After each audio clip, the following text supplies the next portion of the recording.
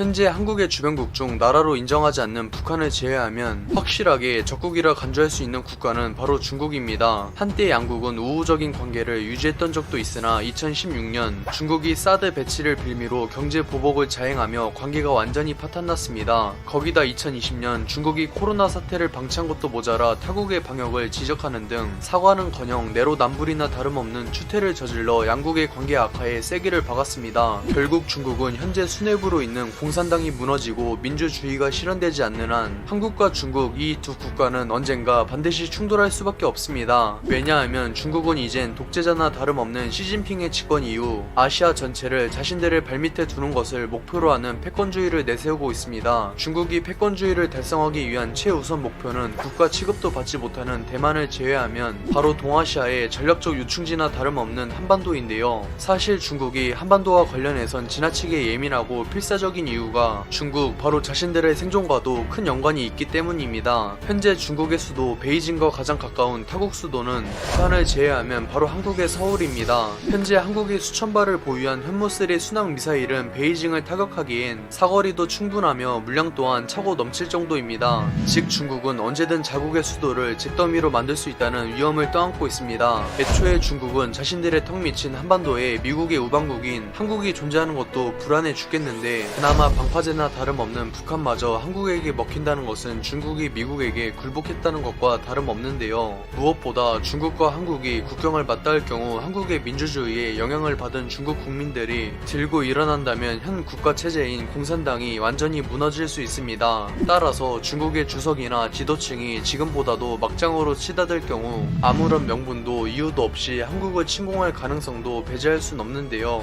하지만 그런 일이 벌어진다 해도 중국은 결코 한국을 점령할 수 없습니다. 그래서 오늘은 중국이 한국을 침공해도 절대 이길 수 없는 이유에 대해 알아보겠습니다.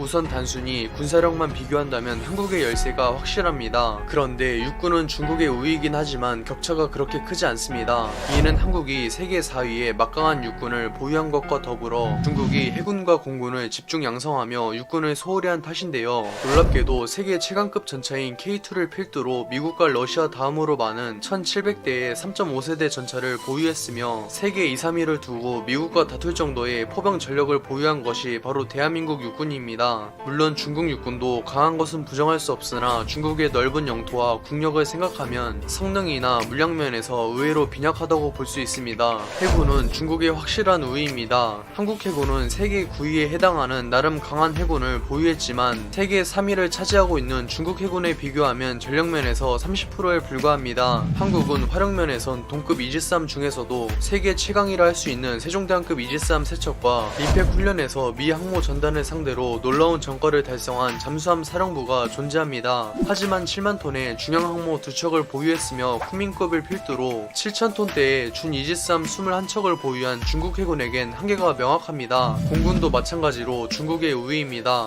그런데 같은 체급의 전술기끼리 비교하면 성능에선 한국의 우위입니다. 당장 한국 공군의 주력인 KF-16과 F-15K보다 중국의 J-20, J-21, J-16이 우위라 할 수 없습니다. 거기다 저 둘은 최신형에 속하는 F-16V와 F-15EX 사양으로 개량할 예정이라 격차가 확실하게 벌어집니다. 또한 공군 강국들의 꽃이라 할 수 있는 스텔스기 전력에서도 중국의 J-20은 한국이 보유한 F-35에게 핵심인 전자장비는 물론 종합적인 성능에서 완전히 열세입니다. 하지만 문제는 역시 물량인데요. 한국의 KF-16과 F-15K, F-35A를 합쳐도 266대인 반면 중국은 F-16 포지션인 J-10만 해도 435대이며 그 외에 J-21과 J-16, J-22 가세하면 무려 959대를 보유하고 있습니다. 아무리 성능에서 우위를 점하더라도 물량 차이가 이렇게 심하면 한계가 뚜렷할 수밖에 없습니다. 종합적으론 당연하지만 중국의 일방적인 우위인데요. 하지만 많은 분들이 간과하는 것이 있습니다. 그것은 바로 중국은 한반도를 침공하는 입장이고 한국은 이를 막아내야 하는 입장입니다. 즉 한국은 국가의 운명이 걸린 만큼 모든 것을 쏟아붓는 총력전을 수행할 수 있지만 중국이 과연 육해 공군 가릴 것 없이 앞서 언급한 모든 전력을 가용할 수 있을지 큰 의문인데요. 멀리 갈 것도 없이 중국과 국경을 맞대고 있으며 강대국에 속하는 인도와 관계가 파탄나기 일보 직전이며 2020년 6월 양국의 국경에서 무력 충돌까지 벌어져 인도에선 사망자까지 속출했습니다. 오히려 한국보다 인도와의 전쟁 가능성이 더 현실성 있을 정도로 양국의 분위기는 일촉즉발입니다. 그런데 중국이 인도를 무시하고 담당 전력을 빼돌릴 정도로 뇌가 없을까요? 사실 중국이 모든 전력을 동원한다 해도 한국은 크게 동요할 필요가 없습니다.